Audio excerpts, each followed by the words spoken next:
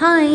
தீபாவளி வந்ததுனாலே நாள் வந்து பட்டாசு போட்டு வெடிக்கிறது தான். ஆனால் நம்ம மொதல் நாளே வெடிச்சிட்டோம். ஏன் அப்படின்னா கொசு தொல்லை தாங்க முடியல. கீழே உட்காந்தாலே கொசு பின்னி எடுத்துருது. சரி, அதுக்காகனாவது கொஞ்சம் பட்டாசு வைக்கலாமேன்னு வச்சு விட்டாங்க ஃப்ரெண்டெல்லாம். அதுக்கப்புறமா அன்றைக்கி நைட்டு சாப்பிட்டு சீக்கிரமே தூங்கி எழுந்திரிச்சு காலையில் நம்ம வேலையை ஸ்டார்ட் பண்ணியாச்சு. தீபாவளிக்கு நாள் தான் நிறைய வேலை இருக்கும். வீடு மாப் போடணும், பெட்ஷீட் வாஷ் பண்ணணும், பூஜை ஸ்டாண்ட் க்ளீன் பண்ணணும், அப்புறம் சாமி படத்துக்கெலாம் பொட்டு வைக்கணும், தலைக்கு குளிச்சுட்டு மாவாட்டணும் அப்படின்னு சொல்லி நிறைய வேலை இருக்கும். அதுவும் குலோப்ஜான் இல்லாமல் தீபாவளியா அப்படின்ற மாதிரிலாம் இருக்கும். அன்றைக்கி தான் குலோப்ஜான் செய்வோம். இந்த வேலையெல்லாம் நான் செய்வேன். 2 நாளைக்கு முன்னாடிலாம் செய்ய முடியாது இல்லையா? தீபாவளிக்கு நாள் தான் செய்ய முடியும். தீபாவளி அன்றைக்கும் நம்ம அந்த வேலைகள்லாம் செய்ய முடியாது. காலையில் நேரமே இன்ச்சு பலகாரம் சுடவே நமக்கு நேரம் சரியாக போயிடும். அந்த நேரத்தில் எங்கே நம்ம வீடு மாப் போட்டுட்டு இருக்கிறது? அதனால் எல்லாமே நாளே தான் செஞ்சு ஆகணும். அப்படி தான் இன்றைக்கி நானும் செஞ்சேன். காலையில் எந்திரிச்சதுலேருந்து சரியான வேலை.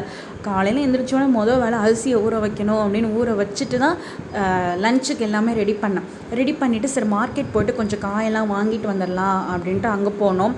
அங்கே போனாவா சும்மாவே இந்த சந்தையில் ஊறுப்பட்ட விலை விற்கும். அது தீபாவளியில் நாளைக்கு அவ்வளோ விலை. போன வருஷம்லாம் வெங்காயம் எங்கேயோ இருந்துச்சு ரேட்டு. ஆனால் இந்த தடவை எல்லாமே கொஞ்சம் வெங்காயம் தக்காளிலாம் ரேட்டு பரவாயில்லையாக தான் இருந்தது. ஆனால் கொத்தமல்லியை தான் கேட்கும் போது அப்படியே லைட்டாக மனசு வலிக்க ஆரம்பிச்சிச்சு. அக்லோண்டு வச்சுட்டு 10 ரூபா அப்படின்றாங்க. என்னடா இது இவ்வளோவா அப்படின்ற. ஏம்மா நான் கட்டை 50 ரூபாய்க்கு வாங்கிட்டு வந்தேம்மா, சின்னூண்டு கட்டை அப்படின்ட்டு இருந்தாங்க. சரி கொடுங்க வேணுமே அப்படின்னு சொல்லிட்டு வாங்கிட்டு வந்தாச்சு. முருங்கைக்காவை கேட்டால் ஒரு இடத்துல 5 ரூபா, ஒரு இடத்துல 10 ரூபா அப்படின்னாங்க. ஏதோ வாங்கினுமே அப்படின்றதுக்காக சரினா அதையும் 2 வாங்கிட்டு வந்துட்டு எல்லாம் வீட்டில் எடுத்து வச்சிட்ருக்கையிலேயே ஐம்பன் ஜுவல்ஸ்காரங்க வந்து ஃபோன் பண்ணாங்க. சரி, அதாவது தீபாவளிக்கு புதுசாக கலெக்ஷன் வந்திருக்கு, வந்து பாருங்கம்மா அப்படின்னு கூப்பிட்டாங்களா. அதனால் காயெல்லாம் எடுத்து வச்சுட்டு கிரைண்டரில் மாவு போட்டு குடுன்னு அங்கே ஓடிட்டேன்.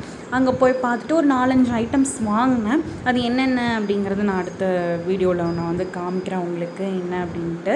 அதுக்கப்புறமா மாவை பாதிலே போட்டு போயிட்டேன்னா அப்புறம் நல்ல வேலை நான் வர்றதுக்குள்ளேயே இவங்க கொஞ்சம் எல்லாம் ரெடி பண்ணி எடுத்து வேலையை முடிச்சு வச்சுட்டாங்க. அப்புறம் நான் வந்தோடனே பாப்பாவுக்கு சாப்பாடு ஊட்டிட்டு வீடு ஃபுல்லாக மாப் போட்டுடலாம், கிச்சன் கவுண்டர் டாப் எல்லாம் க்ளீன் பண்ணிடலாம் அப்படின்னு சொல்லிட்டு அந்த வேலையெல்லாம் முடிச்சு வச்சுட்டு அதுக்கப்புறமா ஃப்ரெஷ்அப் ஆனதுக்கப்புறம் தான் அப்பாடி அப்படின்ற மாதிரி இருந்துச்சு. இந்த வேலையை பார்த்துட்டு இருக்கிறதுலே ஒரு பக்கம் மழை வேறு.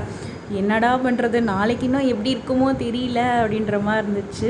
மாவையும் பிரித்து தனித்தனியாக எல்லாம் செப்ரேட்டாக இட்லிக்கு தனியாக பணியாரத்துக்கு தனியாக அப்படின்னு தனித்தனியாக ஆட்டி எல்லாம் ரெடி பண்ணி வச்சாச்சு.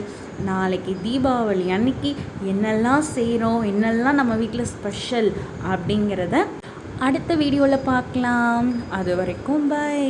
நீங்களாம் தீபாவளி வேலையை முடிச்சிட்டிங்களா அப்படின்னு சொல்லி கமெண்ட் பண்ணுங்கள். அனைவருக்கும் அட்வான்ஸ் ஹாப்பி தீபாவளி.